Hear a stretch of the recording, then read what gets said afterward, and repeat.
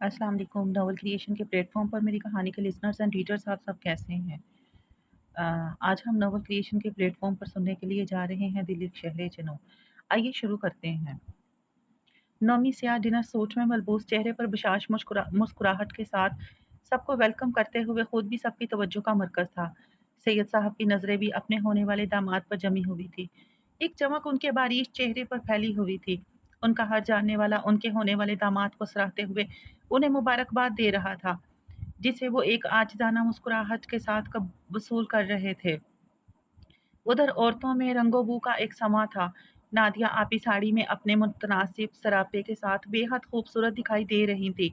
उनका नाजुक सरापा इधर-उधर मुतहर्रिक था। उनकी ज़्यादातर तवज्जो ससुराल वालों की तरफ थी। शहरीना बार-बार उन्हें छेड़ रही थी। आपी, बारी-बारी सब नंदों को गले लगा लें। आप जैसी ना सही थोड़ी बहुत तो स्मार्ट हो जाएंगी। आहिस्ता बोल बदतमीज लड़की, सुन लेंगे तो मुसीबत खड़ी हो जाएगी। वो उसे धप लगाकर बोली, मोटे लोग ऊंचा सुनते हैं, बेफिक्र रहिए।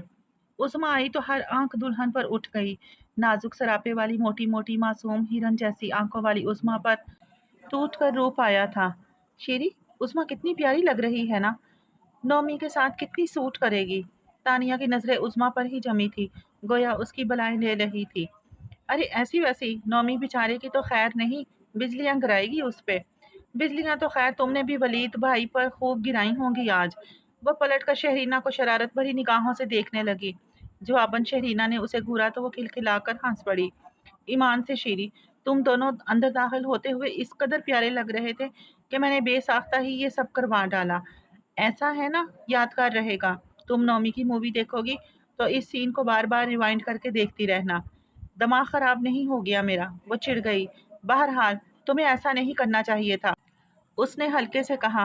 एक खिजन उसकी आंखों में आकर ठहर गया। बिला इरादा उसकी नजरें दाहिने दरवाजे की तरफ गई, जहां वलीद सिकंदर के साथ नजर आ रहा था। फिर वो सिकंदर को खुदा हाफिज कहता अपनी गाड़ी की तरफ बढ़ गया।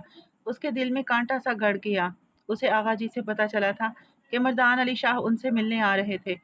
उसने तफसील इसलिए ना पूछी कि वो मर्दान अली शाह से अच्छी तरह वाकिफ थी कि वो आमना अली का बाप था। वलीद से उन सब की इतनी कुर्बत उसके लिए बहुत बड़ी आजमाइश थी। कभी कभी दिल चाहता उस शख्स से हर ताल्लुक तोड़ ले। एक इज़्म हाल उसकी रूह तक में उतर गया। तुम्हारा हाथ थाम कर लहर लहर डूबने से बेहतर है कि एक बार गहराई में डूब जाऊं। बार बार पाने की ख्वाहिश और खो देने के एहसास की अजियत से छुटकारा तो मिल जाए। उसने धुआं धुआं निगाहों से उसकी गाड़ी को ओझल होते हुए देखा। यकलहत सारा माहौल ही उसे बदसूरत दिखाई देने लगा। उसका दिल चाहा सब कुछ छोड़ छाड़ कर किसी कोने में जाकर बैठ जाए और इतना रोए कि आंसू खुश्क हो जाएं। वो तानिया की अम्मी के करीब रखी खाली कुर्सी पर बैठ गई। वहां निस्बतन शोरगुल कम था। वो इस सारे माहौल से कटकर इसी एहसास से सुलगने लगी थी जिसे बड़ी मुश्किल से बुझाया था। मगर वो जिस्म पर पहना कपड़ा नहीं था जिसे वो उतार देती। वो तो खाल की तरह लिपट गया था। तेरी इस अदा से हूँ आशना, तुझे इतना जिस पर गरूर है, मैं जीऊँगा तेरे बगैर भी, मुझे ज़िंदगी का शऊर है, मैं निकल के अब तेरे दाम से, ना गिरूँगा अपने मकाम से, मैं कतील तैगो वफा से ही, मुझे तुझसे प्यार ज़रूर है। वो अपनी सुलगती सोचों के हमरा कितनी दूर निकल गई। चौंकी जब मोना भाभी उस पर झुकी सरगोशियाना अंदाज में कह रही थी, शीरी, तुम्हें तानिया बुला रही है, और सुनो, वो घर के अंदर गई है। उसने सिर उठाकर भाभी को हैरत से देखा। अंदर? क्यों, खैरियत? दुआ करो खैरियत ही रहे। उनके लबों से हल्की सांस के साथ ये जुमला निकला। वो भाभी के चेहरे पर कुछ गैर मामूलीपन महसूस करते हुए जल्दी से कुर्सी धकेल कर खड़ी होकर वहां से चली गई। क्या बात है तानी, खैरियत तो है? तुम लोग यहाँ? घर में दाखिल होते ही उसका दिल मामूल से हटकर धड़का था। अंदर नादिया और तानिया दोनों ही थी, और सामने खुले कमरे में सिकंदर बेचैनी से टहलता हुआ दिखाई दे रहा था। वो धड़कते दिल के साथ तानिया के पास आई, जो तख्त पर बैठी लब दांतों में दबाए फर्श को घूर रही थी।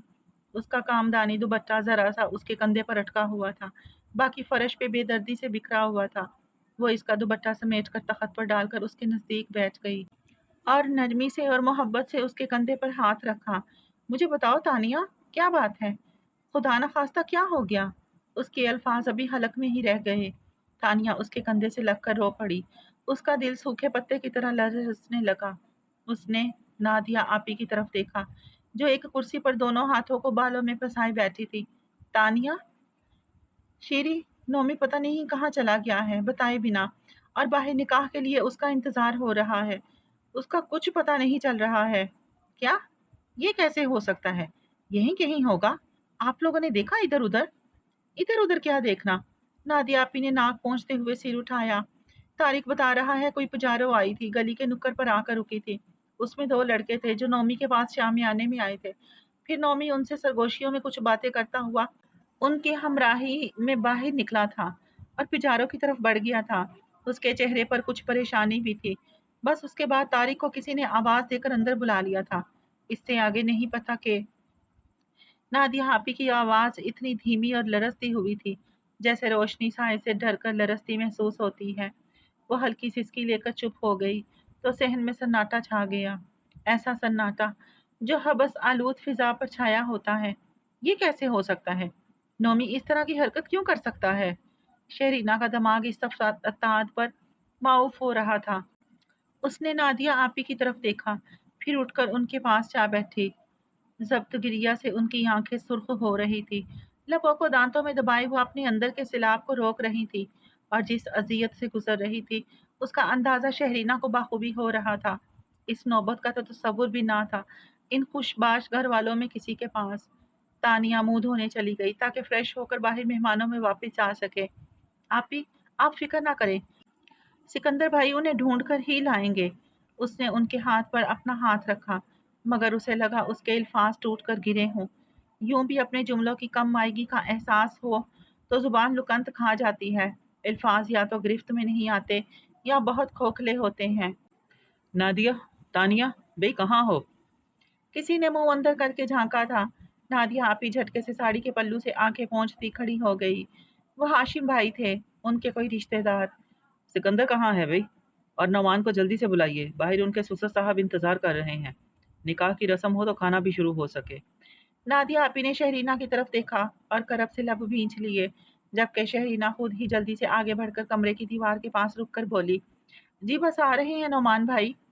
अच्छा अच्छा, जरा जल्दी भेज दीजिएगा, पहले ही देर हो गई है। नेक काम जितनी जल्दी हो जाए तो अच्छा है। वो सिर हिलाकर दरवाजे से ही लौट गए। आप ही प्लीज इस तरह हिम्मत नहीं हारते।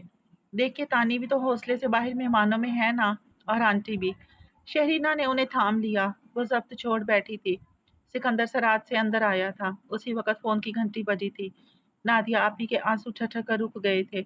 शहरीना ने भी बड़ी आस से उस घंटी को महसूस किया। फिर दोनों लपक कर कमरे के दरवाजे तक आई। सिकंदर फोन उठा चुका था। दूसरी तरफ गालिबन नोमी था। उसी वक्त सिकंदर चिल्लाया, नोमी, तुम दिमाग खराब हो गया तुम्हारा? किधर चले गए हो तुम? यहाँ निकाह के लिए इंतजार हो रहा है तुम्हारा। क्या होश में तो हो तुम? अभी नहीं आ सकते? सिकंदर और जोर से चिल्लाया। नोमी, नोमी फोन मत रखना, बात सुनो। कहाँ से बोल रहे हो तुम? क्या मोबाइल? मोबाइल पर हो मगर कहाँ? झुंझलाहट और शदीद इश्तिहाल से सिकंदर की मुट्ठियां भींच गई। व्हाट? निकाह हो रहा है नोमी तुम्हारा? कोई खेल अरेंज नहीं किया हमने कि फिर कर लेंगे? तमाशा बनाना चाहते हो हमारी इज्जतों का? Shut up. क्या संभाल लूं मैं? तुम्हारी जगह किसी और से निकाह पढ़ा दूं क्या? मजाक बना रखा है तुमने जिंदगी को। Hello, hello, Nomi, Nomi, Nomi. Line cut चुकी थी। सिकंदर रिसीवर को घूरता रह गया।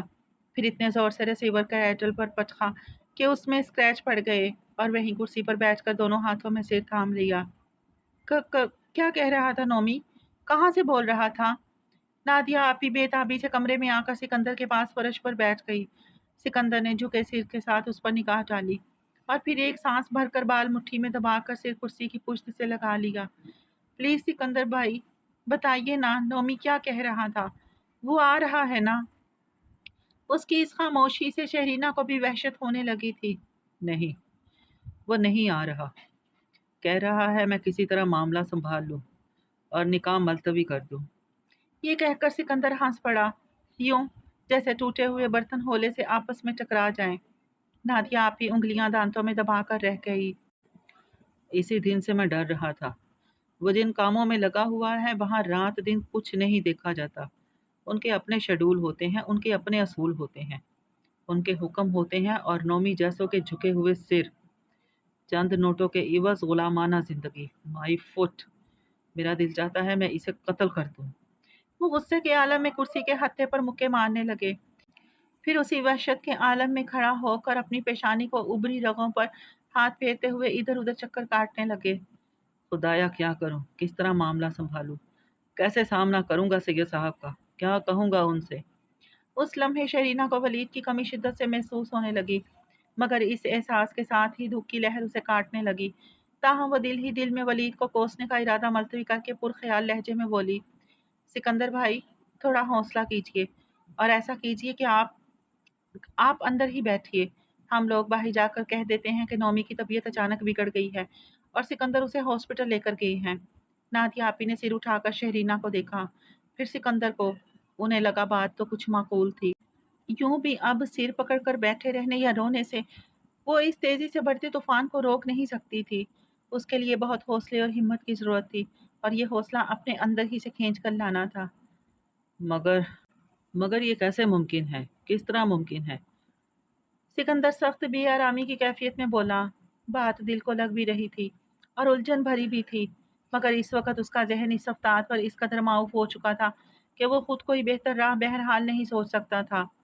ہو کیوں نہیں سکتا؟ آپ کچھ دیر بعد آ جائیے گا اور کہہ دیجیے گا کہ نومی کو ہاسپٹلائز کر دیا گیا ہے، اسے فوڈ پوائزننگ ہو گئی ہے، اور نادیہ آپی عظمیٰ کو منگنی کی رنگ پہنا دے گی۔ نکاح نومی کی طبیعت سنبھلنے کے بعد سادگی سے ہو جائے گا، بس منگنی کی رسم کے بعد کھانا ہو جائے گا۔ اس کی بات کے اختتام تک سکندر اس کی طرف دیکھتا رہ گیا۔ کوئی اور وقت اور حالات ہوتے تو شاید وہ اس کی حسن کی تابانیوں سے نگاہ ہی نہ ہٹا سکتا، تمام جذبوں سے اسے تکتا رہتا، مگر اس وقت وہ اسے بس ممنون نظروں سے دیکھ رہا تھا، جیسے اس نے بجھتے دیے میں تھوڑا سا تیل ڈال دیا ہو۔ فضا میں کچھ دیر بوجھل پن محسوس ہوتا رہا، پھر نادیہ آپی بولی، چلو شیری، اسی طرح کرتے ہیں، بہرحال کوئی قدم تو اٹھانا ہی ہے، اب مکمل اس طوفان سے بچ نہیں سکیں گے، کچھ تو گرد دامن پہ گرے گی، بس اتنی عزت رہ جائے گی کہ نگاہ اٹھا سکیں۔ وہ ایک نئے حوصلے کے ساتھ شہرینہ کا ہاتھ پکڑ کر گھر سے نکل کر گلی کے کنارے لگے شامیانے کی طرف بڑھ گئی۔ مردان علی شاہ کی لینڈ کروزر بڑی تمکنت، خاموشی اور وقار کے ساتھ جہانگیر ولا کے پورچ میں رکی تھی۔ اگلی سیٹ پر سفید وردی والے ڈرائیور کے ساتھ کرخت نکوش اور تنومند جسامت والا گن مین بیٹھا ہوا تھا۔ اسی نے نیچے اتر کر پچھلا دروازہ کھولا، جس سے مردان علی شاہ ایک روایتی سیاستدان کی طرح اترے، مگر جہانگیر احمد اور آغا جی نے انہیں بے حد سادہ انداز میں خوش آمدید کہا، ایک ملنسار مسکراہٹ کے ساتھ، جیسے عموماً مہمانوں کا استقبال کیا جاتا ہے۔ یہ بات مردان شاہ اور تقیر شاہ دونوں ہی کو بہت کھلی تھی، شاید اس لیے کہ وہ اس طرح کے استقبال کے عادی نہیں تھے۔ ہار پھولوں اور خوش آمدانہ مسکراہٹوں کے ساتھ ہر جگہ پذیرائی کروانے والے اپنی عادت سے مجبور تھے۔ جہانگیر ولا کے پروقار ڈرائنگ روم میں آ کر بیٹھنے تک کوئی بات نہ ہوئی، بس مسکراہٹوں کا ہی تبادلہ ہوا تھا۔ مردان علی شاہ کچھ بے چینی محسوس کرتے ہوئے ادھر ادھر دیکھنے لگے، پھر بولے، میرا خیال تھا ولید میرا منتظر ہوگا، دراصل میں اپنے دیے گئے وقت سے کچھ لیٹ ہو چکا ہوں۔ انہوں نے اپنی کلائی پہ بندھی گھڑی پر ایک اچھڑتی سی نگاہ ڈالی، بس آتا ہی ہوگا۔ آغا جی بولے، انتظار تو کئی طریقوں سے کیا جاتا ہے مردان صاحب۔ ولید ان کا جملہ سن چکا تھا، کمرے میں داخل ہو کر ان سے مصافحہ کرنے کو آگے بڑھا۔ مردان علی اٹھ کر اس سے بغل گیر ہو گئے۔ مثلاً کبھی آپ خاموشی سے ایک جگہ بیٹھ کر سگریٹ پھونکتے ہوئے انتظار کرتے ہیں، کبھی ٹہل ٹہل کر سخت کوفت میں مبتلا ہو کر، کبھی سڑکوں پہ خاک چھانتے ہوئے، اور کبھی اپنے دوسرے کام نپٹاتے ہوئے کہ انتظار کی کیفیت تو بہرحال دل پہ رقم ہوتی ہے، اور میرا خیال یہ ہے کہ یہ آخری والا طریقہ سب سے بہتر اور مناسب ہے کہ نہ وقت کا ضیاع، نہ انتظار کی کوفت، اور کام بھی ہوتے رہتے ہیں۔ میں بھی دراصل اپنے کچھ کام نپٹا رہا تھا۔ آغا جی کے لبوں پر مبہم سی مسکراہٹ بکھر آئی۔ انہوں نے پہلے ولید کی طرف دیکھا، پھر مردان علی شاہ کی طرف۔ مردان علی شاہ ولید کی بات پر محفوظ ہوئے تھے یا نہیں؟ بہرحال ایک بڑا سا کہا لگاتے ہوئے اس کے کندھے پر ہاتھ مار کر صوفے پر پھیل کر بیٹھ گئے۔ آپ کے پوتے میں وہ ساری کوالٹیز ہیں حیات صاحب جو کسی لیڈر میں ہونی چاہیے۔ وہ آغا جی سے بولے۔ ان کے لب و لہجے میں ولید حسن کے لیے ستائش تھی، جسے آغا جی بڑی تمکنت کے ساتھ وصول کرتے ہوئے مسکرا دیے۔ سیاسی لیڈر یا سماجی لیڈر؟ آپ نے وضاحت نہیں کی۔ जहांगीर अहमद ने धीमे से मुस्कुराते हुए सिगरेट केस की तरफ हाथ बढ़ाते हुए मर्दान शाह को देखा। भाई हम तो सियासी कहेंगे, चूंकि खुद सियासत से ताल्लुक जो है। मर्दान अली शाह बर्जिस्ता बोले, फिर कदरे तमस्खराना हंसी के साथ बोले, समाजी लीडर कहाँ होते हैं जहांगीर साहब, उनकी भी किसी न किसी तरह सियासत में इन्वॉल्वमेंट होती है। पसे पर्दा वो भी किसी न किसी सियासी पार्टी से ताल्लुक रखते हैं। नहीं, मैं आपकी बात से मुकम्मल तौर पर मुत्तफिक नहीं हूँ। आगा जी जल्दी से बोले, ये इल्ज़ाम आप सब पर नहीं लगा सकते। कई समाजी रहनुमा हैं जिनका किसी भी सियासी पार्टी से कोई ताल्लुक नहीं। वो सिर्फ सिर्फ अवामुन्नास के लिए काम करते हैं और हकीकी अजर व सवाब कमा रहे हैं। हाँ, कुछ सियासी पार्टियां उन्हें बहकाने का काम ज़रूर करती रहती हैं। आगा जी की बात पर मर्दान शाह हंकारा भर कर रह गए। उन्हें शायद आखिरी जुमला छेद कर गुजर गया था, ताहम सिर्फ सिर हिलाकर सगार की कश लगाने लगे। मेरा ख्याल है हम यहाँ सियासी या समाजी पार्टियों के अगराज़ व मकासद पर बहस करने या उनका मुवाजना करने नहीं बैठे। तकीशा इस मौजू से उकताकर बोला तो सभी ने सिर हिला दिया। भाई ये तो है, इसी तरह की बातों के लिए हम हरगिज़ जमा नहीं हुए। वलीद बच्चे, तारुफ तो करवाओ। आगा जी ने वलीद को देखा। जवाबन वलीद ने मर्दान अली शाह का तारुफ आगा जी और जहांगीर अहमद से आमना अली के बाप के रिश्ते से करवाया। फिर तकीश शाह का तारुफ करवाया। तब मर्दान शाह बोले, अकबर शाह मेरा छोटा बेटा है, वो यहीं शहर में पढ़ता है और रहता भी शहर में ही है। यूं भी आज के लड़के कहाँ गोठ वोट में रह पाते हैं, चाहे किसी तरह की भी फैसिलिटीज इन्हें दे दी जाए। और है भी सच, शहर जैसी रंगीनी गांव गोठ में कहाँ। वो खुद ही हंस पड़े। भाई बड़ी तारीफें करती रहती है आमना बचड़ी तो वलीद की। सोचा अब तो वलीद के पेरेंट्स से मिलना ही पड़ेगा। बस मसरूफियत ने इतना अरसा निकाल दिया, मगर वलीद को देखकर इसके बाप से मिलने की तड़प हर बार बढ़ती जाती है। कहते हैं बेटा बाप का पर तो होता है। वलीद ने बेसाहता तकीर की तरफ देखा और सिर हिला दिया। वाकई बेटा बाप का पर तो होता है। एक धीमी मुस्कुराहट उसके लबों पर सजी थी, जो उसकी शख्सियत की सहरंगेजी में इजाफा कर रही थी। कहाँ होते हैं आपके बेटे और बहू, मेरा मतलब है किस मुल्क में। मर्दान शाह आगा जी से मुखातिब थे। वो अब असल मौजू पर आते दिखाई दिए। मेरा अक्सर मुल्कों में आना जाना लगा रहता है। वो झुककर सिगार में तंबाकू की सतह को हमवार करते हुए बोले, वलीद के वालिदैन हयात नहीं हैं। आगा जी की आवाज़ ने गोया फिजा की पुरसकून सतह पर हल्का सा इर्तियाश पैदा किया था। मर्दान शाह की उंगलियां ज्यों की तो तंबाकू की सतह पर ठहर गई और निगाहें आगा जी से घूमकर वलीद पर आकर ठहर गई। तकीर शाह का हाल भी बाप से कुछ ज्यादा मुख्तलिफ ना था। बहुत छोटा था वलीद जब इसके माँ बाप का इंतकाल हुआ। आगा जी दुख के गहरे पाताल में गोया नए सिरे से उतरे थे, मगर नासमझी की उम्र में बहरहाल नहीं था। वलीद की आवाज़ उभरी। उसके चेहरे पर मुस्कुराहट कम हो गई थी। वो हल्की सी सांस भरकर सोफे के हत्थे पर हाथ फेरते हुए खुद ही बोला, समझ का ताल्लुक यूं भी उम्र से नहीं होता। कोई नासमझी की उम्र में ही समझदार हो जाता है और कोई समझ बूझ के उम्र में भी नासमझ ही रहता है। मगर मैं समझता हूँ वक्त से पहले आने वाली समझ बूझ किसी न किसी हादसे या वाक़ये की दी हुई होती है। ओह।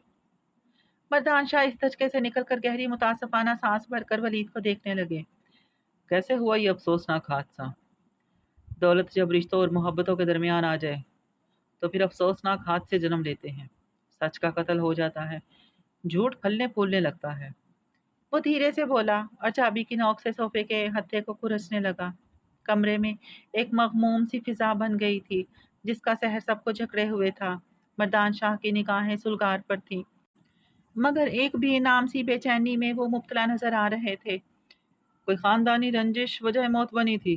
तकीर शाह जाती तजस्सुस के हाथों पूछने लगा। रंजिश कभी वजह मौत नहीं बनती। रंजिशें तो सिर्फ पैदा होती हैं, असल महरिक ये नहीं होती। इनके पीछे नफरत, इंतकामी जज्बा, दौलत का हसूल या किसी और चीज़ का हसूल होता है। खैर। वलीद ने यकदम रुक कर सिर झटका, फिर आगा जी की तरफ देख कर सिर झुका लिया। प्लीज़ आप ये तो लीजिए, ये सब तो पड़े पड़े ठंडा हो जाएगा। आगा जी ने मुलाजिम की लाई हुई लवाजमात से बड़ी ट्रॉली की तरफ सबको मतवज्जो किया और फिर खुद ही मर्दान शाह की प्लेट भरने लगे। वलीद का मोबाइल बजा तो वो मोबाइल उठाकर माजरत करता हुआ कमरे से निकल गया। तब मर्दान शाह आगा जी की तरफ जरा सा खिसकाए और काफी का मग होंठों से हटाकर बोले, वलीद की शादी के बारे में क्या सोचा है आप लोगों ने? भाई जाहिर है अब तो उसके सरपरस्त आप ही हैं और खैर से अकेला अपनी जायदाद का वारिस होगा, शादी वगैरह तो करेगा ही। ये कहकर वो होले से हंस दिए। आगा जी बड़े पुरसकून अंदाज में सिर हिलाने लगे। उनके लिए मर्दान शाह की बात गैर मुतवक्को नहीं थी।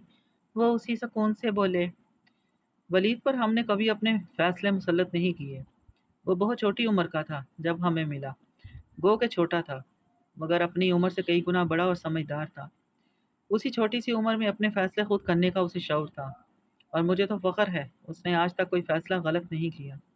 ये कहते हुए आगा जी के लबो लहजे में वलीद के लिए मिठास का दरिया बह रहा था, मगर मर्दान शाह ये महसूस करने की बजाय ठटके थे। उनके चेहरे पर तसद्दुद की लकीरें उमड़ आईं। आपने अभी क्या कहा कि वलीद आपको मिला था, इससे क्या मतलब? जी हाँ, मैं गिफ्ट ऑफ गॉड हूँ आगा जी के लिए। वलीद कमरे में आ चुका था। मर्दान शाह के हैरत भरे इस्तफसार पर खुद ही बोल पड़ा। गो के उसका लहजा शगुफ्ता था, मगर चेहरे पर शगुफ्तगी का शाइबा तक नहीं था। जहांगीर अहमद ने कुछ घबरा कर आगा जी को देखा, इशारों में आगा जी से कुछ कहा, मगर आगा जी वलीद को टोक ना सके। वो उसके तेवर जान गए थे कि वो जो कहने वाला है कहकर रहेगा। मर्दान अली शाह और तकीर शाह दोनों ही उलझन भरे अंदाज में वलीद की तरफ देख रहे थे।